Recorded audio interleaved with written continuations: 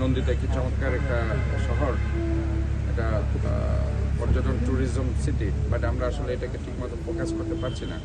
আমাদের ছেলেরা আসলে ঘুরতে পারে না, আমাদের এখানে আসলে ওয়াকওয়ে নেই। সো দ্যাট আমরা এই পার্কগুলোকে এই পর্যায়ে এনে আমরা চাই যে একটা সবুজের সমারোহ, এখানে দেখছেন কি চমৎকার একটা সবুজের সমারোহ আছে, এখানে পাহাড়ি একটা ভাব আছে এবং এখানে বসার স্থান আছে, ঘোরার একটা স্থান আছে, কাজে একটা চমৎকার একটা পার্ক এই আমবাগানের মধ্যেই।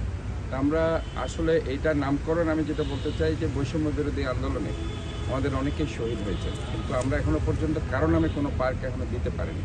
তা আমরা চট্টগ্রামের যে প্রথম যে শহীদ হয়েছে শহীদ ওয়াসিম, আমরা শহীদ ওয়াসিমের নামে নামকরণ করে আজকে থেকে এটা শহীদ ওয়াসিম পার্ক হিসাবে আমি সেটা ঘোষণা করছি। এই পার্কের নাম হবে আজকে থেকে শহীদ ওয়াসিম পার্ক।